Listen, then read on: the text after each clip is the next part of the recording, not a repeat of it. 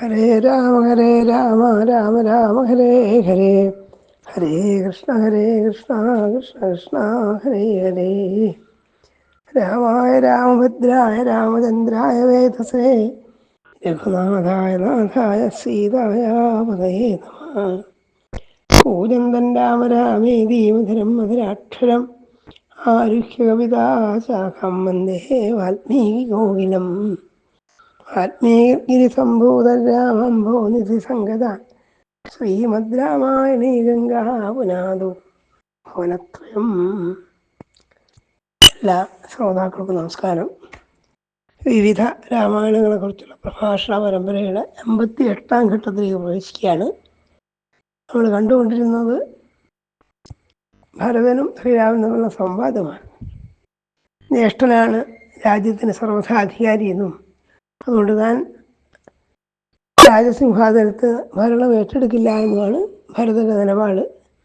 രാമൻ പല ന്യായങ്ങളും പറഞ്ഞു. അച്ഛൻ കൽപ്പിച്ചിട്ടുള്ളതാണ്. അച്ഛൻ ഇപ്പോൾ ദിവംഗതനാവുകയും ചെയ്തു. അച്ഛൻ്റെ വാക്ക് പാലിക്കുകയാണ് മക്കൾ എന്നൊക്കെ നമ്മൾ ചെയ്യേണ്ടത് എന്നൊക്കെ പറഞ്ഞതൊന്നും ഭരതന് അത്ര ബോധ്യമായില്ല. ഭരതൻ്റെ വാദം അച്ഛൻ രാജ്യം തനിക്ക് തന്നതാണ്, അപ്പോൾ തനിക്കാണ് രാജ്യത്തിൻ്റെ ഉടമാവകാശമുള്ളത്, അത് ഞാൻ ജ്യേഷ്ഠൻ നൽകുകയാണ്, അതിലെന്താണ് തെറ്റുള്ളത്, അതെന്തുകൊണ്ട് സ്വീകരിച്ചുകൂടാന്ന്. അതിന് രാമൻ മറുപടി പറഞ്ഞു, അച്ഛൻ പറഞ്ഞത് നീ രാജ്യം ഭരിക്കണമെന്നും ഞാൻ കാട് ഭരിക്കണമെന്നാണ്. അത് വ്യത്യസ്തമായി ചെയ്യാൻ നമുക്ക് അധികാരമില്ല. അച്ഛൻ്റെ തീരുമാനം മാറ്റാനുള്ള ഒരേ ഒരു അധികാരി അച്ഛനാണ്. അച്ഛനാകട്ടെ ഇപ്പോൾ ഇല്ലതാണ്.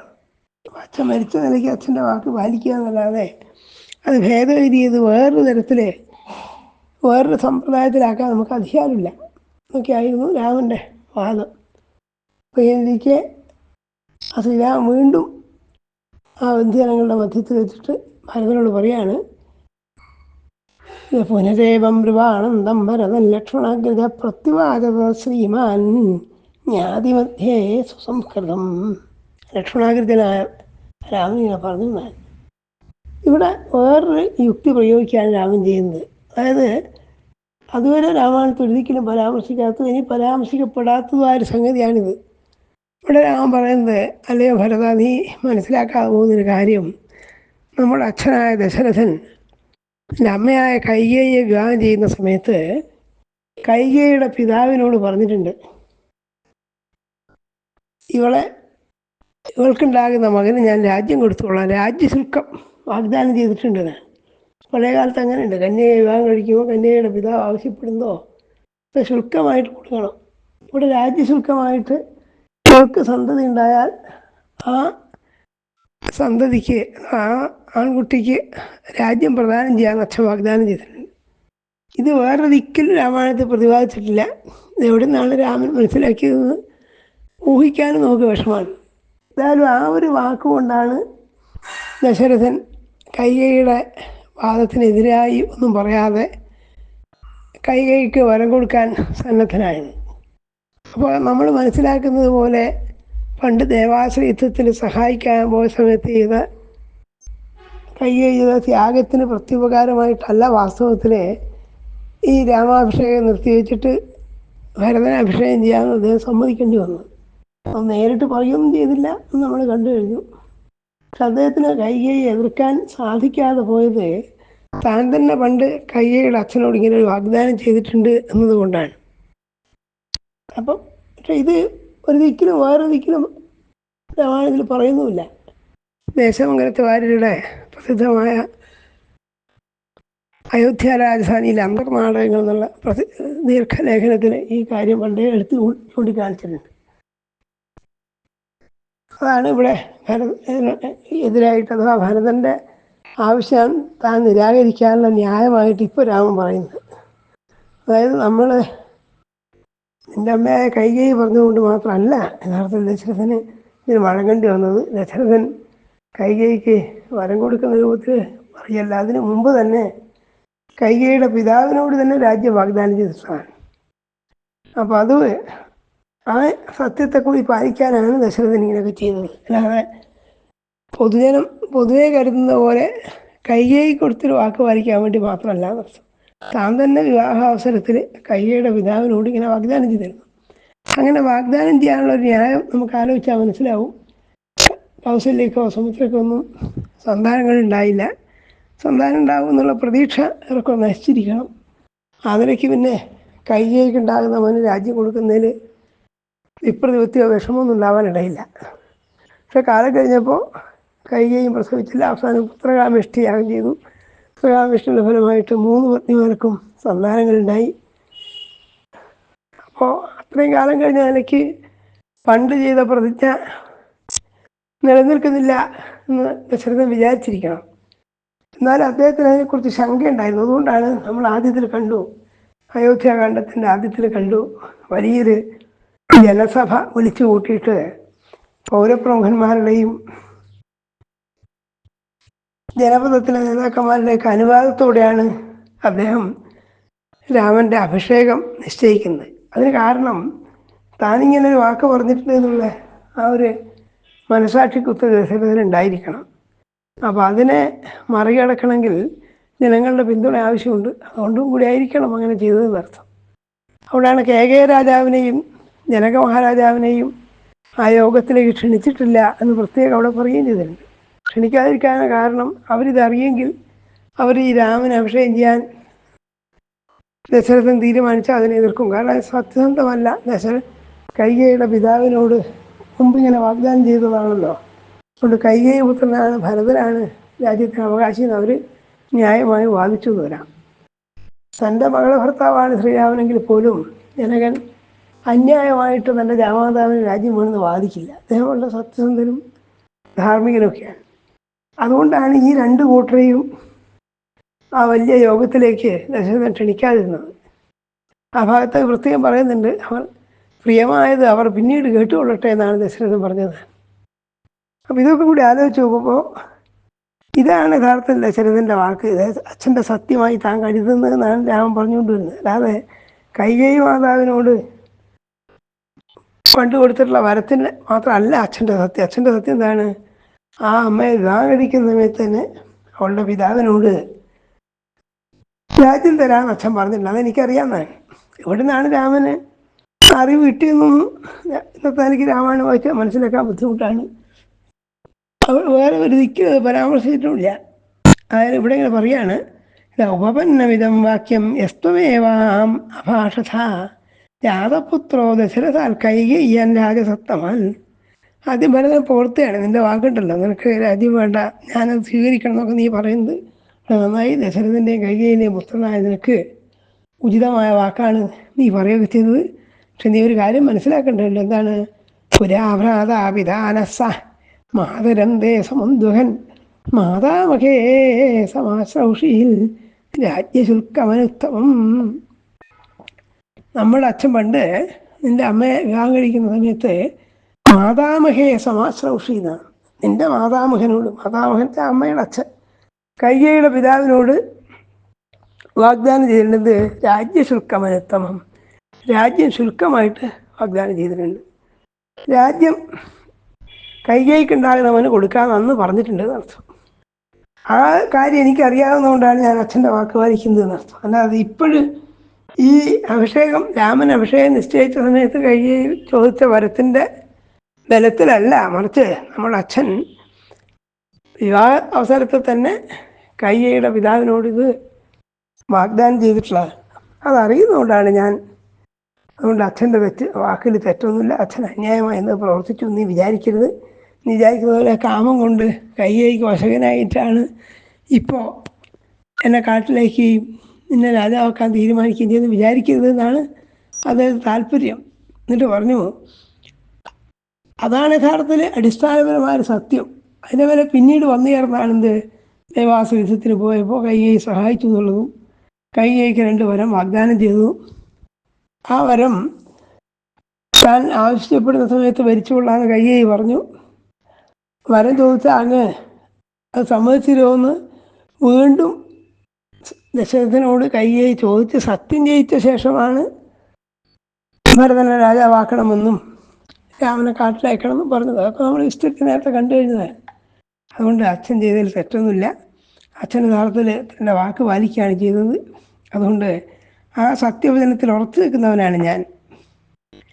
അതുകൊണ്ടാണ് ഞാൻ ഈ കാട്ടിലേക്ക് പോകുന്നത് എന്നാണ് രാമൻ പറയുന്നത്. 8ാമത്തെ ശ്ലോകത്തിൽ കാണാം, സോയം വനമിതം പ്രാപ്തോ നിർജ്ജനൻ ലക്ഷ്മണന്യുത സീതയാത പ്രതിദ്വന്ദ്വ സത്യവാദേ സ്ഥിതം പിതു. ആ അച്ഛൻ്റെ വാക്ക് സത്യമാക്കി തീർക്കാനും അച്ഛനെ ആ സത്യത്തിൽ ഉറപ്പിച്ചു നിർത്താനും വേണ്ടിയാണ് ഞാൻ വന്നത്. ഭവാനപിതേത്യവാവിതരം സത്യവാദിനം കരുത്വമർഹസി രാജേന്ദ്ര ക്ഷിപ്രമേവാഭിജനൽ. അതുകൊണ്ടല്ലേ ഭരത, നീ എന്ത് ചെയ്യണം? അച്ഛനെ സത്യസ്ഥിതനാക്കാൻ വേണ്ടിയിട്ട്, സത്യത്തിൽ ഉറച്ചു നിൽക്കുന്നവനാണ് ദശരഥൻ എന്ന് വരുത്താൻ വേണ്ടിയിട്ട് നീ എന്ത് ചെയ്യണം? രാജ്യത്തെ തിരിച്ചു പോയിട്ട് സ്വയം അഭിഷിക്തനാവൂ. രാജാധികാരത്തിലേക്ക് കയറാൻ വേണ്ടിയിട്ട് രാജാവായിട്ട് അഭിഷേകം ചെയ്യിക്കൂ. അങ്ങനെ രണ്ടുപേരും എന്ത് ചെയ്യട്ടെ? നമ്മൾ രണ്ടുപേരും അച്ഛൻ്റെ വാക്കിന് സത്യമായി തീർക്കാനാണ് ശ്രമിക്കേണ്ടത്. താൽക്കാലികമായ ബുദ്ധിഭ്രമം കൊണ്ടോ അച്ഛൻ കാമാകുലനായിട്ട് അമ്മയ്ക്ക് അനുകൂലമായി എന്തോ ചെയ്തു എന്നൊന്നും തെറ്റിദ്ധരിക്കരുത് എന്നർത്ഥം. ഇത് മാത്രമല്ല, സജ്ജനങ്ങളായ പുത്രന്മാരെപ്പോഴും ചെയ്യേണ്ടത് അച്ഛന്മാരെ സത്യവാദികളാക്കാൻ, അച്ഛൻ്റെ യശസ് നിലനിർത്തുകയാണ്. ഈ രാജ്യലോഭത്തിൽ ഭ്രമിച്ചിട്ട് അച്ഛൻ്റെ വാക്ക് തെറ്റിക്കുകയോ അച്ഛൻ പറഞ്ഞതിൽ നിന്ന് വ്യത്യസ്തമായി വേറൊരു തരത്തിൽ അത് സ്വീകരിക്കുകയോ ചെയ്യുന്നത് ശരിയല്ല. ഭരതൻ പറഞ്ഞിരുന്നത് എന്താണ്? കാട്ടിൽ വാഴുന്നുണ്ട്, ഞാൻ കാട്ടിലിരുന്ന് കൊള്ളാം, ജ്യേഷ്ഠൻ അയോധ്യയിൽ പോയിക്കൊള്ളൂ എന്നാണ് നേരത്തെ പറഞ്ഞത്. അത് ശരിയല്ല എന്നാണ് രാമൻ പറയുന്നത്. അച്ഛൻ പറഞ്ഞിട്ടുള്ളത് എന്നോട് കാട്ടിലിരിക്കാനും നിന്നോട് രാജ്യം ഭരിക്കാനാണ്. അത് വേറെ തരത്തിലാക്കി തീർക്കാൻ നമുക്ക് അധികാരമില്ല.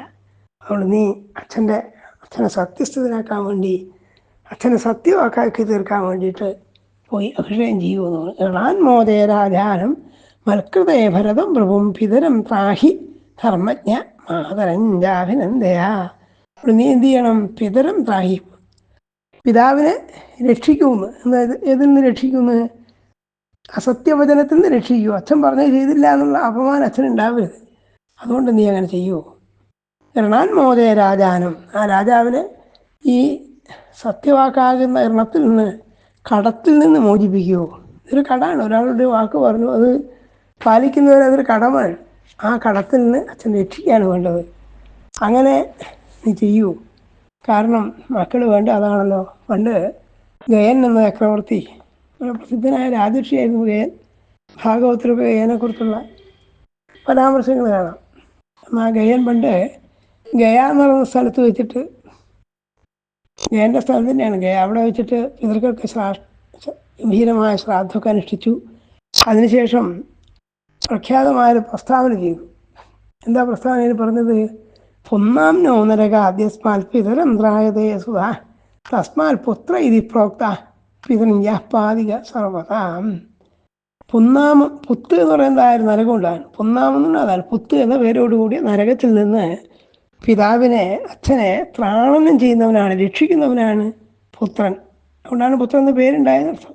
അതുകൊണ്ട് പുത്രൻ എന്ത് ചെയ്യുന്നു? ഏതിൽ നിന്നും പിതാക്കന്മാർ രക്ഷിക്കുന്നുവെന്ന് ആ ഗയൻ്റെ വാക്ക് വളരെ പ്രസിദ്ധമാണ്. തസ്മാൽ പുത്ര ഇതി പ്രോക്ത, അതുകൊണ്ടാണ് പുത്രൻ എന്ന പേരുണ്ടായത്. കാരണം പുത്രന്മാരെന്ത് ചെയ്യുന്നു? സൽപുത്രന്മാർ അച്ഛനെ ഈ പുന്നാകം എന്ന് പറയുന്ന നാഗത്തിൽ നിന്ന് വിഴുന്നതിൽ നിന്ന് രക്ഷിക്കുന്നു ഉള്ളവരാണ് പുത്രന്മാർ. ഇത് വളരെ പ്രഖ്യാതമാണ്. ഏവൻ്റെ ആദർശയ സർവേ പ്രതീതാരുഹു നന്ദന. അതുകൊണ്ട് തസ്മാത്രാഹിശ്രേഷ്ഠ വിതരം നരകാൻ പ്രഭോ. അച്ഛൻ സത്യവാക്കായി തീർന്നില്ല, സത്യം പാലിച്ചില്ല എന്നുള്ളതിൻ്റെ പേരിൽ അച്ഛന് നരകാനുഭവം ഉണ്ടാവരുത്. അച്ഛനെ നരകത്തിൽ നിന്ന് വിടുന്നതിൽ നിന്ന് തടയേണ്ടത് നമ്മളെ കർത്തവ്യമാണ്. അതുകൊണ്ട് നീ എന്ത് ചെയ്യൂ? രാജ്യം തന്നെ ഭരിക്കൂ എന്ന് ഉറപ്പിച്ച് പറഞ്ഞു. അയോധ്യാങ്കച്ച ഭരത പ്രകൃതിരുപരഞ്ജയാം. പ്രകൃതിക്ക്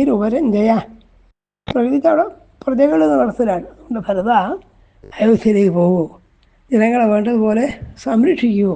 ശത്രുഘ്ന സഹിതോ വീര, നിനക്ക് സഹായമായിട്ട് ശത്രുഘ്നുണ്ടല്ലോ. ഇവിടെ എനിക്കാകട്ടെ ഈ ലക്ഷ്മണൻ എനിക്കെപ്പോഴും എൻ്റെ പരിചരണത്തിന് എനിക്ക് സുഹൃത്തുമായിട്ടുണ്ട്. അതുകൊണ്ട് അച്ഛൻ്റെ വാക്ക് അതേപോലെ പാലിക്കാം. നമ്മൾ എന്തിന് അനാവശ്യമായിട്ട് അച്ഛൻ്റെ വാക്ക് ലംഘിക്കണം? അങ്ങനെ ചെയ്യുന്നത് ശരിയല്ല എന്ന് ആവർത്തി പറഞ്ഞു. നീ എന്ത് ചെയ്യട്ടെ? വെൺകൊറ്റക്കുടയുടെ ചുവട്ടിലെ വെയിലേൽക്കാതിരിക്കട്ടെ എന്നൊക്കെയാണ് പറഞ്ഞത്. ഞാനാകട്ടെ ഇവിടെ എന്ത് ചെയ്യുന്നുണ്ട്? മരച്ചുവട്ടിൽ കഴിഞ്ഞു കൊള്ളാൻ അവനെ ഛായന്തേ ദിനകരാഭ പ്രബോധമാനം വർഷത്രം ഭരത കരോതുചീതം. അത് വെൺകൊറ്റക്കുളം പിടിച്ചിരിക്കൂ നീ അയോധ്യയിൽ. ഞാനിവിടെ എന്ത് ചെയ്യുന്നുണ്ട്? മരച്ചോട്ടിൽ വെയിലുള്ളാതെ കഴിഞ്ഞു കൊള്ളാം, ഞാൻ സുഖമായിട്ട് കഴിയാൻ തന്നെയാണ്. ഏതേഷാം അഹമവി കാനനദ്രുമാണം, കാട്ടിലുള്ള വൃക്ഷങ്ങളുടെ ചോട്ടിൽ ഞാൻ വെയിലേൽക്കാതെ കഴിയാം, സുഖമായിട്ട് തന്നെ കഴിയാമെന്നർത്ഥം. അതുകൊണ്ട് ഇങ്ങനെ പറഞ്ഞു. ഇങ്ങനെ ഈ സഹോദരന്മാർ തമ്മിലുള്ള വാഗ്വാദം അവിടെ വന്നു ചേർന്നിട്ടുള്ള പൗരജനങ്ങളും ദശരഥൻ്റെ മന്ത്രിമാരും പൗരപ്രമുഖന്മാരൊക്കെ കേൾക്കുന്നുണ്ടായിരുന്നു. അപ്പം ഇവർ രണ്ടുപേരും എന്ത് ചെയ്തു, തങ്ങളുടെ നിലപാട് കുറച്ചും കൂടി കർക്കശമാവും, കുറച്ചും കൂടി ഉറപ്പിക്കുകയല്ലാതെ ഒരു വ്യതിയാനവും ഉണ്ടായില്ല. ഈ സമയത്താണ് ദശരഥൻ്റെ മന്ത്രിമാരിൽ ഒരാളായ ജാബാലി എന്ന ബ്രാഹ്മണൻ മുമ്പോട്ട് വന്നിട്ട് ചില വാക്ക് പറയാൻ. ഈ ജാബാലി ദശരഥൻ്റെ മന്ത്രിയായിരുന്നു, ബ്രാഹ്മണനായിരുന്നു. അദ്ദേഹം പറയുന്ന വാക്ക് തൽക്കാലം നമ്മൾ അമ്പരപ്പിക്കുന്ന വാക്കാണ്. അദ്ദേഹം പറഞ്ഞു രാമനോട്, അല്ലയോ രാമ, നിൻ്റെ ഈ വാഗ്വാദത്തിനോ ഈ ശാഠ്യത്തിനോ അർത്ഥമൊന്നുമില്ല എന്ന് പറഞ്ഞു. പക്ഷെ വാൽമീകി ആദ്യം തന്നെ പറയുന്നുണ്ട്, ഉവാചരാമൻ ധർമ്മജ്ഞം ധർമ്മവേദവിധം വചാ എന്നാണ്. ധർമ്മവിരുദ്ധമായ സംഗതിയാണ് ഈ ജാബാലി പറയുന്നത്. പക്ഷെ എങ്ങനെയാണ്, ധർമ്മമാണെന്നുള്ള പോലെ പറഞ്ഞു എന്നാണ്. വേണ്ടത്ര ആലോചനാശീലം ഇല്ലാത്തവരെ സംബന്ധിച്ചിടത്തോളം ഈ ജാബാലി പറയുന്നത് ശരിയാണെന്ന് തോന്നിപ്പോകുന്നർത്ഥം. യഥാർത്ഥത്തിൽ ശരിയല്ല അയാൾ പറയുന്നതാണ് കവി തന്നെ അഭിപ്രായപ്പെട്ടത്. ഉവാചരാമൻ ധർമ്മജ്ഞൻ, ധർമ്മജ്ഞനായിരിക്കുന്ന രാമനോട് പറഞ്ഞു, എന്ത്, ധർമാവേദവിധം വച, ധർമ്മമാണെന്ന്, ധർമ്മവിരുദ്ധമായ വാക്ക് ധർമ്മം എന്ന പോലെ പറഞ്ഞു എന്നാണ്. അദ്ദേഹത്തിൻ്റെ വാദം ഒരു നാസ്തികന്മാരുടെയും ചാർവാകന്മാരുടെ ഒക്കെ വാദമാണ്. ചാർവാകന്മാർ പറയുന്നത് ഈ ശരീരം നിലനിൽക്കുമ്പോൾ സുഖം അനുഭവിക്കാൻ കഴിയുള്ളൂ, ശരീരം ഇല്ലാതെ ഞാൻ സുഖമൊന്നുമില്ല, അതുകൊണ്ട് ശരീരത്തിലിരിക്കുമ്പോൾ എങ്ങനെയും സുഖം അനുഭവിക്കുകയാണ് വേണ്ടത് എന്നൊക്കെയാണ് ചാർവാകന്മാരുടെ പ്രധാന വാദങ്ങളായിട്ട് ഉന്നയിക്കപ്പെടുന്നത്. ഇദ്ദേഹവും പറഞ്ഞ അതാണ്, യഥാർത്ഥത്തിൽ നീ അച്ഛൻ്റെ വാക്ക് എന്ന് പറഞ്ഞ് ഇങ്ങനെ കഷ്ടപ്പെടുന്നു, ഈ അച്ഛനും നീ തമ്മിൽ എന്ത് ബന്ധമുള്ളത്? യഥാർത്ഥത്തിൽ ഓരോ ആളുടെയും സുഖവും ഗുണമൊക്കെ വെവ്വേറെയാണ്. അതൊക്കെ പറയുക അദ്ദേഹം ചെയ്യുന്നതാണ്. ഏകോഹിരായതേ ജന്തു ഏകയേവ വിനശ്യതീം, ജനിക്കുമ്പോൾ ഓരോ ആൾ ഒറ്റക്കൊറ്റയ്ക്കാണ്, മരിക്കുമ്പോൾ ഒറ്റക്കാണ്. പുന്നാരം പറഞ്ഞല്ലേ, കോണിയില്ല ജനിക്കുന്ന നേരത്തും ആശയാണ്. അതുകൊണ്ട് ബന്ധുത്വങ്ങളൊക്കെ തൽക്കാലം വന്ന് വിടുന്നതാണ്. അച്ഛൻ ജനയിതാവാണെന്നുള്ളത് ശരിയാണ്. അങ്ങനെ ജനിച്ചു കഴിഞ്ഞു, ആ ജനിച്ചു കഴിഞ്ഞു, അച്ഛൻ്റെ മാർഗത്തിൽ കഴിഞ്ഞു, അച്ഛനിപ്പോൾ മരിച്ചു കഴിഞ്ഞു, നീ അച്ഛൻ തമ്മിൽ പ്രത്യേകിച്ച് ബന്ധമൊന്നുമില്ല. ഈ അച്ഛൻ്റെ പണ്ടങ്ങാനുള്ള വാക്ക്, മരിച്ചുപോയ അച്ഛൻ്റെ വാക്ക് പാലിക്കാൻ വേണ്ടി ഇങ്ങനെ കഷ്ടപ്പെടുന്നതിൽ യാതൊരു അർത്ഥമില്ല എന്ന് പറഞ്ഞ് രാമൻ്റെ ദൃഢനിശ്ചയത്തെ ഇളക്കാൻ വേണ്ടിയിട്ട് പറയാം അദ്ദേഹം. അത് പറഞ്ഞു, യഥാർത്ഥത്തിൽ ഈ പിതൃലോകത്ത് പോകുന്നു, പിതൃലോകത്ത് വെച്ചിട്ട് ഇതൊക്കെ ചെയ്യുന്നു, പിതൃക്കൾക്ക് വേണ്ടി യജ്ഞം ചെയ്യണമെന്നും ശ്രാദ്ധാദികൾ അനുഷ്ഠിക്കണമെന്നും പറയുന്ന ശുദ്ധ വിഡ്ഢിത്തം, ആവശ്യമില്ലാത്ത കാര്യമാണ്. ഇനി അഥവാ മരിച്ചു കഴിഞ്ഞ ഒരാൾ ആഹാരം കഴിക്കുമോ? അവർക്ക് ശ്രാദ്ധം ഇട്ടിട്ട് എന്താ കാര്യം? ഒരാൾ ശ്രാദ്ധത്തിലൊക്കെ എന്ത് ചെയ്ത് ഒരാൾ ക്ഷണിച്ചു കൊണ്ടുവന്നിട്ട് പിതാവിൻ്റെ സ്ഥാനത്തിരുത്ത് അയാൾക്ക് ഭക്ഷണം കൊടുക്കുകയാണല്ലോ ചെയ്യാൻ. അപ്പോൾ ഒരാൾ കഴിച്ച ഭക്ഷണം വേറൊരാൾക്ക് കിട്ടുമോ? മരിച്ചയാൾക്ക് ഇതുകൊണ്ട് വല്ല പ്രയോജനം ഉണ്ടാകുമോ? ഒരാൾ ഭക്ഷണം കഴിച്ചാൽ വേറൊരാൾക്ക് അതിൻ്റെ ഫലം കിട്ടുന്നുണ്ടെങ്കിൽ യാത്ര പോകുന്നവർക്ക് വേണ്ടിയിട്ട് വീട്ടിലുള്ളവർ ഭക്ഷണം കഴിച്ചാൽ പോരെ എന്നൊക്കെയാണ് യഥാർത്ഥത്തിൽ ജാബാലിൻ്റെ ചോദ്യം.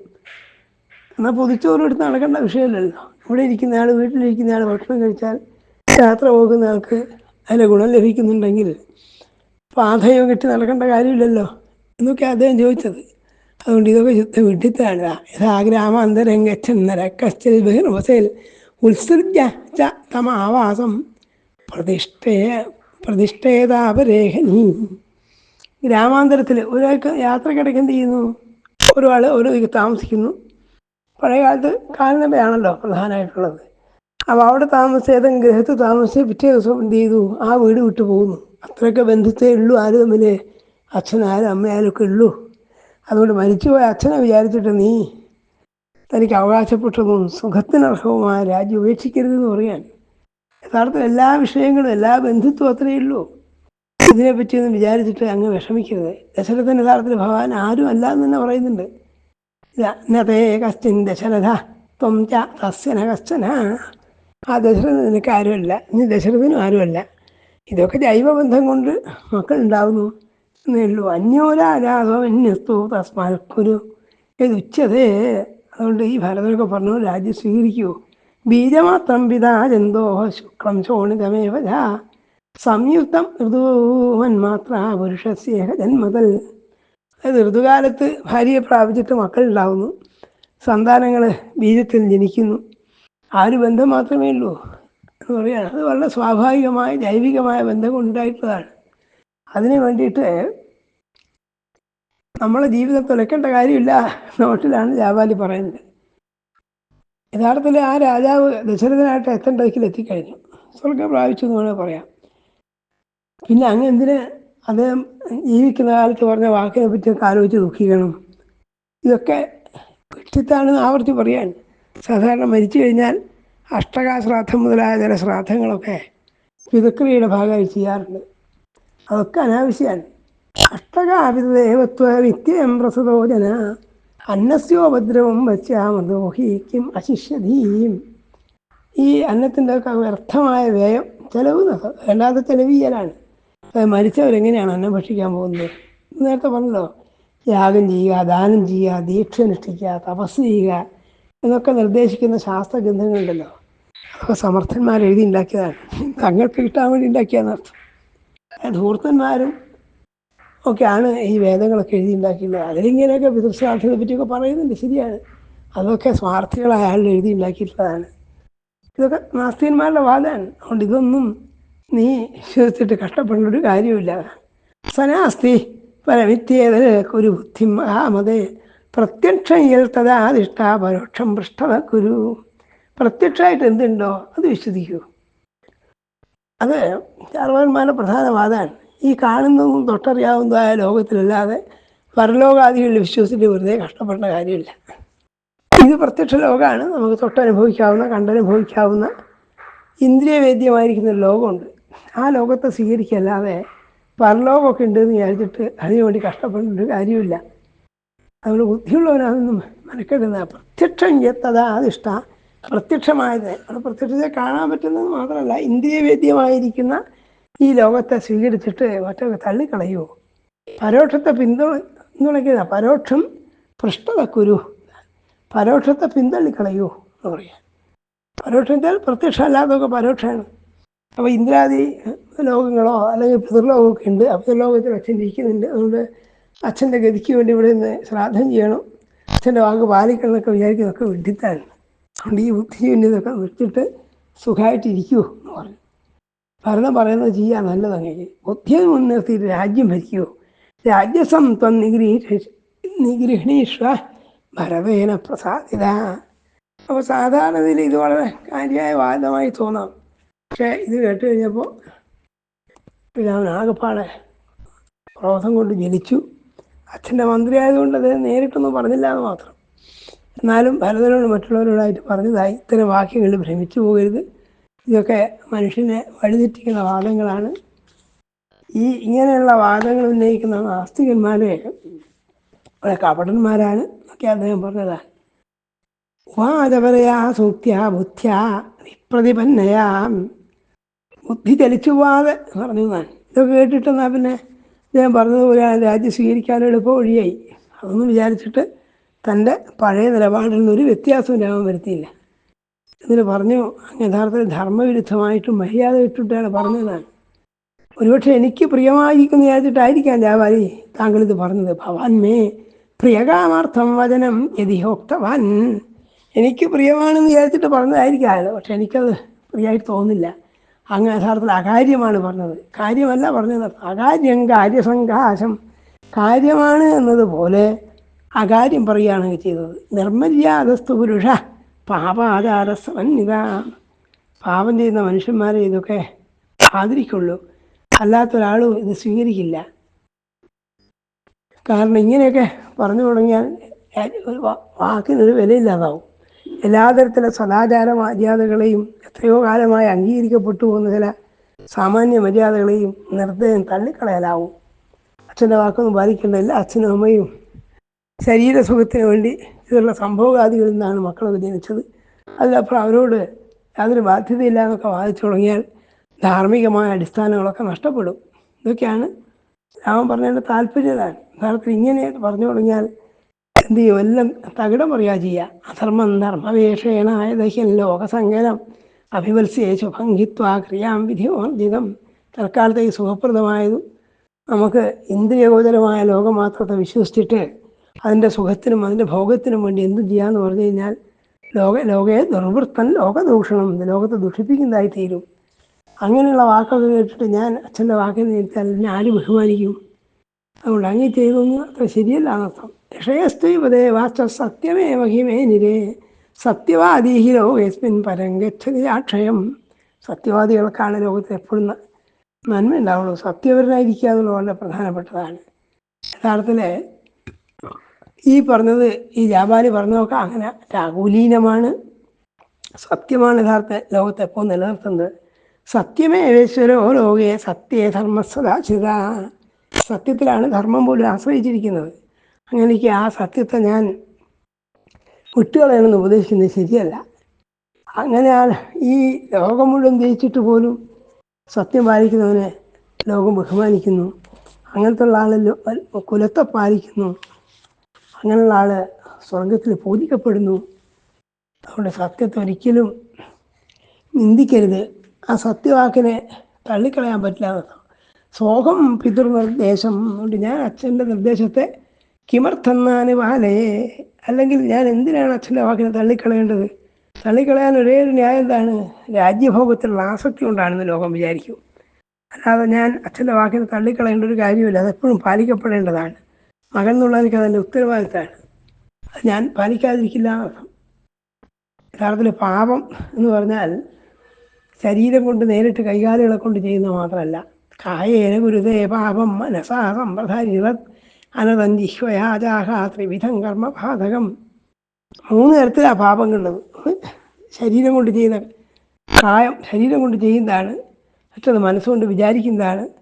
മറ്റൊന്ന് നാവ് കൊണ്ട് കളവ് പറയലാണ്. അതിനർത്ഥം അസത്യമായത് പറയലാണ്. ഇതൊക്കെ പാപമാണ്. ഈ പാപങ്ങളൊക്കെ ഒരുവൻ എന്തു ചെയ്യും? തള്ളിക്കളഞ്ഞിട്ട് സത്യത്തെ തന്നെ ഭജിക്കുകയാണ് വേണ്ടത്.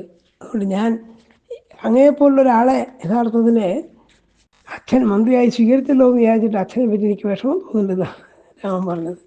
അങ്ങനെപ്പോലത്തെ ഒരാൾ ഈ വാക്കൊക്കെ പറഞ്ഞല്ലോ, അങ്ങനെയൊക്കെ മന്ത്രിയായി സ്വീകരിച്ചതിനെ കുറിച്ച് എനിക്ക് വിഷമമുണ്ടെന്ന് പറഞ്ഞു. ഇത് ശുഭമാണ്, ഇത് ചെയ്യൂ എന്ന് പറഞ്ഞിട്ട് അങ്ങെന്ത് പറഞ്ഞോ അത് ശരിക്കും അനാര്യമായ വാക്കാണ്. ആഹ ഈ യുക്തികൈർവാക്യം ഇതം ഭദ്രം ഗുരുഷ്വഹ. ഭദ്രമാണിത് ചെയ്യൂന്നാണല്ലോ അങ്ങനെയുള്ള പറഞ്ഞത്. പക്ഷേ ഇത് അനാര്യമാണ്. ശ്രേഷ്ഠം ഹ്യനാര്യമേവസ്യാൻ യദ്ധവാനവസാര്യമം. അങ്ങനെ ദേവാലിയോട് പറയാണ്, അങ്ങനെ ഉപദേശിക്കുന്ന ഈ കാര്യങ്ങൾക്ക് അനാര്യമാണ്. അതുകൊണ്ട് ആ വാക്കെനിക്ക് അസ്വീകാര്യമാണ്, ഞാൻ സ്വീകരിക്കില്ല എന്ന് പറഞ്ഞു. അപ്പോൾ യഥാർത്ഥത്തിൽ ഈ ഒരു സന്ദർഭത്തിൽ രാമൻ്റെ ധാർമ്മികത്വം പിടിച്ചു കുലുക്കുകയാണ് ദേവാലി ചെയ്തത്. പക്ഷെ അദ്ദേഹം അതിനൊന്നും വഴിപ്പെട്ടു കൊടുത്തില്ല. വാക്കുകളെ ഖണ്ഡിച്ചുകൊണ്ട് വീണ്ടും പറഞ്ഞു. സഹിയിട്ടുകൊണ്ടാണ് ദേവാലിയോട് പറഞ്ഞതെന്ന്. മഹാന്മാർ സത്യം, ബോധതയ, ധർമ്മം, പ്രിയവാദിത്വം മുതലായ സ്വർഗത്തിലേക്കുള്ള വഴികളായിട്ട് കണ്ടിട്ടുണ്ട്. അങ്ങ് അതിനൊക്കെ വിപരീതമായിട്ടാണ് ഈ പറയുന്നത്. നിന്ദ്യാവകം കർമ്മ കഥം വിദുസ്തം യസ്ത്വാമഗൃഹ്ണാൻ വിഷമസ്ഥ ബുദ്ധിം ബുദ്ധ്യാനയൈവം വിധയാചരന്തം സുനാസ്തികം ധർമ്മപഥാദപേദം. ധർമ്മപഥത്തിൽ നിന്ന് വിപരീതമായതാണ് അങ്ങ് ഇപ്പോൾ ഉപദേശിച്ചത്, ഞാൻ സ്വീകരിക്കില്ല എന്ന് ഉറപ്പിച്ച് പറഞ്ഞു. അപ്പോൾ വ്യാപാരിക്കും താൻ ചെയ്തതിനെ പറ്റി വിഷമം തോന്നിയിട്ടുണ്ടാവണം. വ്യാപാരി പറഞ്ഞു, യഥാർത്ഥത്തിൽ ഞാൻ നാസ്തികവാദം പറയുകയല്ല ചെയ്തത്, അങ്ങേ അയോധ്യയിലേക്ക് തിരിച്ചു കൊണ്ടുപോകാൻ വേണ്ടി ന്യായമായി ഞാനിത് പറഞ്ഞെന്ന് മാത്രമേ ഉള്ളൂ എന്നാണ് പിന്നീട് വ്യാപാരി പറഞ്ഞത്. യഥാർത്ഥത്തിൽ ഞാൻ നാസ്തികനല്ല. ഞാൻ നാസ്തികോഹം നാസ്തികിൻ്റെ ഞാൻ നാസ്തിക വചനങ്ങൾ പറയുന്നുമില്ല. അങ്ങേ ഈ വനവാസത്തിന് പിന്തിരിപ്പിക്കാൻ വേണ്ടിയിട്ട് ഒരു ഉപായമായിട്ട് ഞാനിത് പറഞ്ഞു എന്നേ ഉള്ളൂ എന്നാണ്. അല്ലാതെ ഞാൻ യഥാർത്ഥത്തിൽ നാസ്തികനല്ല. സന്ദർഭം വന്നപ്പോൾ അങ്ങനെ പറഞ്ഞു എന്നേ ഉള്ളൂ. ഞാൻ എന്ത് ചെയ്യാറുണ്ട്? സന്ദർഭം വരുമ്പോൾ നാസ്തിക വാക്കുകൾ ഉച്ചരിക്കും. അതിനായി അങ്ങേ പ്രസാദിപ്പിക്കാൻ വേണ്ടി ഞാനിത് പറഞ്ഞു എന്നേ ഉള്ളൂ എന്നാണ്. അത് ചിലർക്ക് അങ്ങനെ വാദമുണ്ട്. ചിലർ തനിക്ക് വിപരീതമായിട്ട് ഒരാൾ നാസ്തികനാണ് കണ്ടാൽ അയാളുടെ മുമ്പിൽ ആസ്തികവാദം പ്രസംഗിക്കും. അയാളെ ചൊടിപ്പിക്കാനോ അയാളെ ജയിക്കാനോ ഒക്കെ വേണ്ടിയുള്ളൊരു സമ്പ്രദായമായിട്ടാണ്. അതേസമയം ഒരാൾ ആസ്തികനാന്ന് കണ്ടാൽ അയാളുടെ നാസ്തികവാദം പറയും. അതുപോലെയൊക്കെ ഞാൻ സന്ദർഭത്തിന് വേണ്ടി അങ്ങേ ആ ഉറച്ച തീരുമാനത്തിന് ഇളക്കാൻ സാധിക്കുമോ അറിയാൻ വേണ്ടി പറഞ്ഞതേ ഉള്ളൂ. എനിക്ക് നാസ്തികത്വം ഇല്ല എന്ന് പറയുകയും ചെയ്തു. ഇങ്ങനെയൊക്കെയാണ് വ്യാപാരി പറഞ്ഞത്. അപ്പോൾ വ്യാപാരിയുടെ വാക്കിനെ രാമൻ അദ്ദേഹം തള്ളിക്കളഞ്ഞു. അപ്പോൾ അടുത്ത സർഗത്തിൽ കാണുന്നത് അപ്പോൾ വസിഷ്ഠൻ കുലപാരമ്പര്യങ്ങളെക്കുറിച്ച് വിസ്തരിച്ച് പറയാൻ. അതിനുദ്ദേശം എന്താ വെച്ചാൽ ആ കുലപാരമ്പര്യം പറഞ്ഞ് ഇക്ഷ്വാകു മുതൽക്ക് ദശരഥൻ വരെയുള്ള കുലപാരമ്പര്യം പറഞ്ഞിട്ട് അവിടെയൊക്കെ മൂത്ത പുത്രന്മാരാണ് രാജാവായിട്ടുള്ളത് കാണിക്കാൻ വേണ്ടിയാണ്. അതുകൊണ്ടല്ലേ രാമ അങ്ങും കുലപാരമ്പര്യം അനുസരിച്ച് മൂത്ത പുത്രൻ എന്നുള്ള അങ്ങാണ് രാജ്യം ഭരിക്കേണ്ടതെന്ന് പറയാൻ വേണ്ടിയാണ് വസിഷ്ഠൻ എന്ന് പറയുന്നത്. അതിന് അനവധി ആൾക്കാരെ പേര് പറയുക മാത്രമേ ചെയ്യുന്നുള്ളൂ. ഇക്ഷ്വാകു മുതൽക്കുള്ള വംശപരമ്പര മുഴുവൻ പറയുകയാണ്. അതൊക്കെ പറഞ്ഞിട്ട് അതുകൊണ്ട് അങ്ങനെ രാജ്യം ഏറ്റെടുക്കണമെന്ന് പറഞ്ഞു. അപ്പോഴും രാമൻ അതിന് വഴങ്ങിയില്ല. അതിനുശേഷമുള്ള സംഭവങ്ങളൊക്കെ നമുക്ക് തുടർന്നുള്ള ഭാഗങ്ങളിൽ കേൾക്കാം. തൽക്കാലം ഇവിടെ വിരമിക്കുകയാണ്. നമസ്കാരം.